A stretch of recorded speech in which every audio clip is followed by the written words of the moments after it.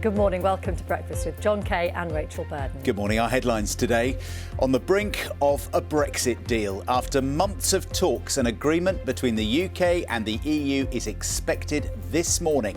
With Boris Johnson now preparing to address the nation, we're going to bring you all the developments and what it all means throughout the programme. Stay at home from Boxing Day. The message to another 6 million people in England as more Tier 4 restrictions are brought in. A plea for calm at the port of Dover. Lorry drivers stranded in Kent are urged to be patient as they wait to cross the channel. Good morning. Manchester United strike late to reach the League Cup semi-finals. 2 goals in the closing minutes take them past Everton, including an absolute cracker from Cavani. After revealing his battle with loneliness on Breakfast, more than 7,000 Christmas cards have been sent to World War II veteran John Lister. We'll bring you his reaction.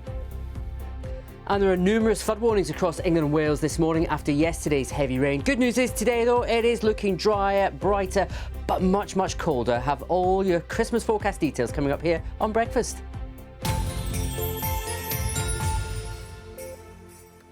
Good morning. Christmas Eve, Thursday the 24th of December, and our top story is that after months of talks, a Brexit trade deal between the UK and the EU is expected to be confirmed in the next few hours. We'll bring that to you as and when it happens. The deal document is thought to be around 2,000 pages long, with both sides having until the 31st of December, when the UK leaves EU trading rules, to get it approved.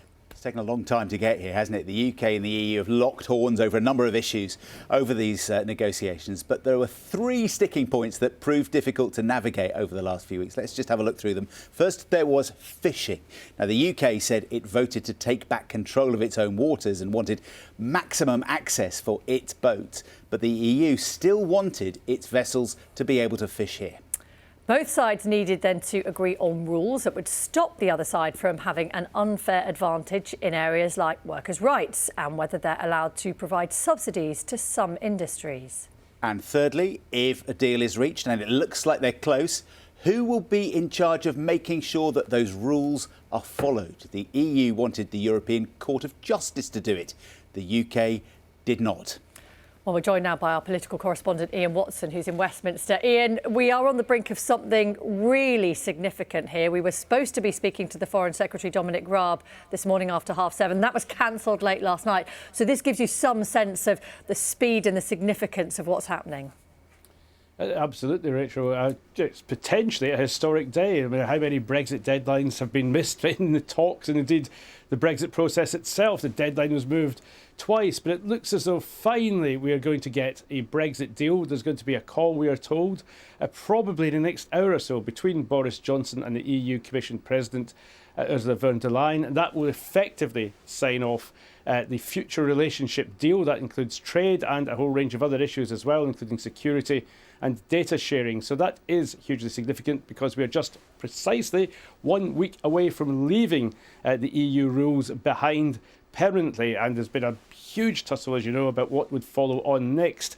I think the reason we're still talking about a potential deal this morning rather than an actual deal is that they've had to translate a range of compromises into legal text, and the British delegation's been going through that with a fine-tooth comb overnight. I'm told there was still a tussle over how much of each type of species of fish could be caught in British waters after the end of this year, but it looks as though the compromises have been done, the deal has been done, and we will get confirmation of that this morning. I think the reason you don't have Dominic Raab is we're likely to hear from the Prime Minister himself at some point this morning declaring a deal has been done, but that deal will then come under a great deal of scrutiny, not least from MPs in his own party who are very sceptical about whether he's delivered his promise on UK sovereignty. And then, of course, it has to go through 2 more hurdles. The British Parliament has to ratify it next week, and subsequently into the new year, the European Parliament will then be taking a look at this as well. The deal will be provisional until they've also given it the thumbs up.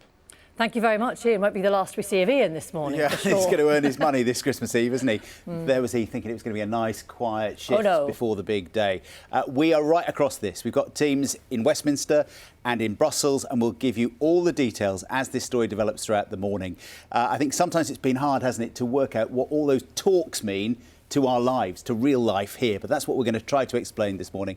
And we're going to speak to our Brussels correspondent in the next few minutes. But there is other big story around this morning. Yeah, huge, because let's not forget the thousands of drivers facing another night in their lorries at the port of Dover as they wait to cross the channel. Yeah, those drivers will only be able to get onto ferries after they've had a negative COVID test back. Let's speak to our reporter Simon Jones, who's in Manston near Dover, where those thousands of lorries have been parked up.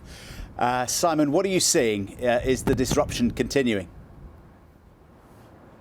Absolutely. We're just across the road from the Manston lorry park, and everywhere you look on the side roads, you've got lorries parked up. Driving in today along the lay-bys, lorries everywhere. You can see as far as the eye can see. Now, yesterday, the Transport Secretary, Grant Shapps, said clearing this is going to be a mammoth task, and he wasn't lying, because although we had the start yesterday of this testing that allows drivers to leave the UK if they get a negative test, the number of lorries caught up in all this has actually increased as hauliers have continued to head towards Kent. So at the moment here in Manston at the official lorry parking, we have at the moment around 4,000 lorries parked up. Also on the M20 there are another 2,000, so it gives you a sense of the scale of this issue. Now, another fly in the ointment is that as it stands, the port of Dover shuts on Christmas Day, so there won't be any services, so that could further delay people trying to get home, and it means in reality a lot of drivers like this are unlikely to get home in time for Christmas. There are discussions taking place behind the scenes to see whether extra ferry services could be brought in to try to help with the backlog, and Eurotunnel will remain open on Christmas Day. I think the hope today is that the testing can be ramped up. It was a pretty slow start. It involved getting logistics in place, but now the military have been brought in, 170 military personnel sent into Kent to try to get to grips with this. But this morning we understand that Dover remains gridlocked. So Highways England have taken the extraordinary step of saying not just to hauliers but to any drivers, do not come to Kent because it's pretty much chaos here. OK, Simon, thank you for the update. We'll speak to you later as well. Thanks. Another 6 million people will be facing tougher restrictions from Boxing Day as a large chunk of the south and east of England moves to Tier 4 restrictions. The Health Secretary, Matt Hancock, said it was because the current Tier 3 wasn't enough to contain that faster spreading variant of the virus. Aruna Iyengar has this report. Remember this? Boxing Day 2019, and shoppers flocked to the sales. It's a very different picture this year. 24 million people will be living under the toughest Tier 4 coronavirus restrictions. These shoppers in Huntingdon, Cambridgeshire, are taking the new measures in their stride. If it's going to keep us safe in the end, that's really good, and I'm quite happy. I think it's a good thing if we have gone into a higher tier. Personally, I think we should all go down into another lockdown. It worked last time. Matt Hancock said the old tiering system was not enough to control the new variant of the virus. He revealed another variant from South Africa has been detected in the UK. This new variant is highly concerning because it is yet more transmissible and it appears to have mutated further than the new variant that's been discovered in the UK. All flights arriving in the UK from South Africa are banned from this morning. Also, anyone who has been in South Africa or who has been in close contact with someone who's been there in the past fortnight is asked to quarantine immediately. Across the UK, people will be celebrating Christmas in limited ways. In Scotland, Christmas bubbles will be allowed on Christmas Day, with a maximum of 8 people from 3 households. In Northern Ireland, a 6-week lockdown starts on Boxing Day. The first week will have stricter restrictions, though people can form a Christmas bubble for 1 day between the 23rd and 27th of December. And Wales is in a new national lockdown after a large spike in cases. The Health Secretary had this Christmas message. We mustn't give up now. We know that we can control this virus. We know we can get through this together. We're going to get through it by suppressing the virus until a vaccine can make us safe. All hopes now rest with the vaccine rollout. Aruna Iyengar, BBC News. Well, one of those areas affected is Oxford, which will be moving from Tier 2 into Tier 4. And Breakfast's Tim Moffat is there for us this morning with the latest. What's the mood there now, Tim?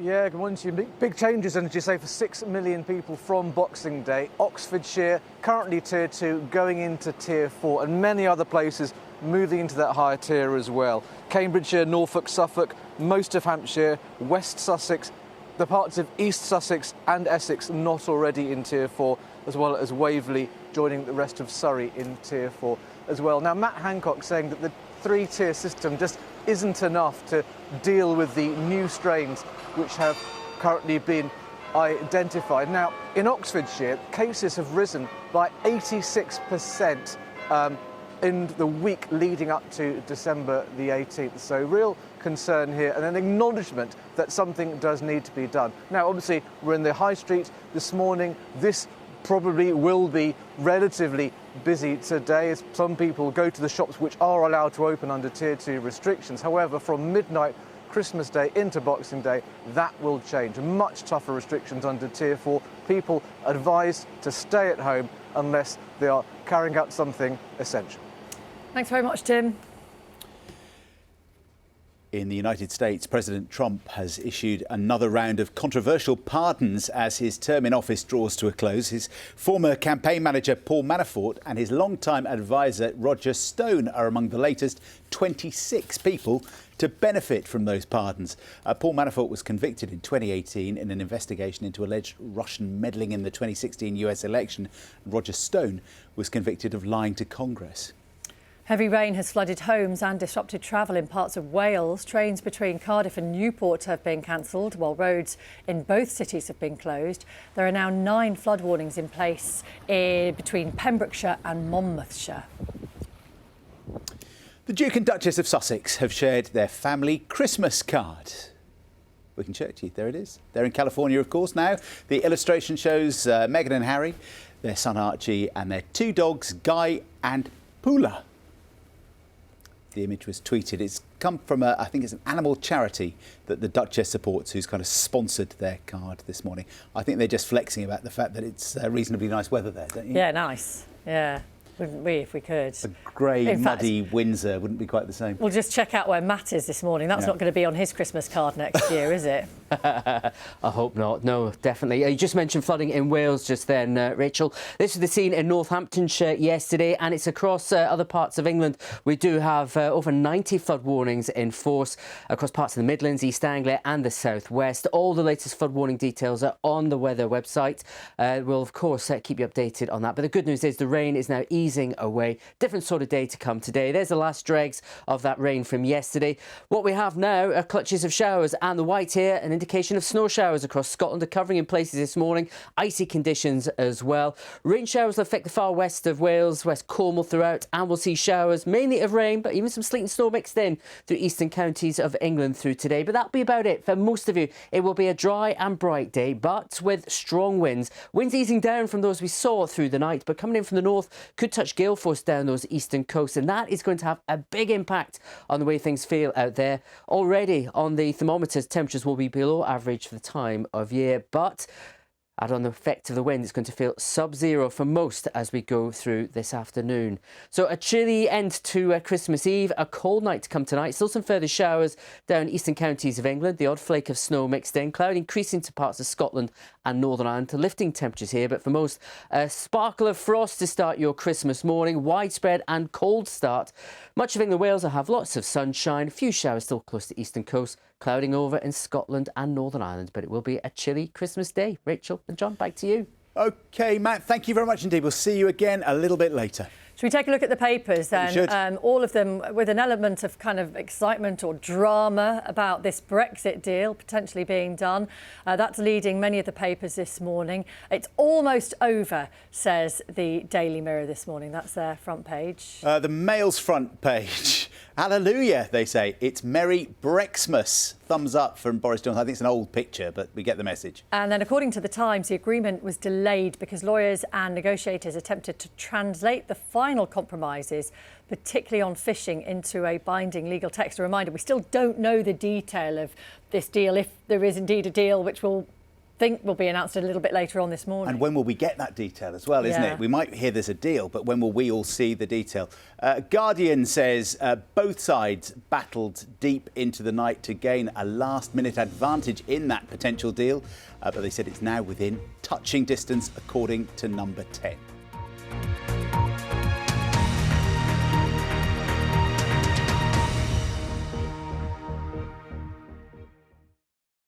See the headlines as they happen and watch BBC News live in the app and get the full story with bbc.co.uk/news. Follow the story for all the latest with BBC News.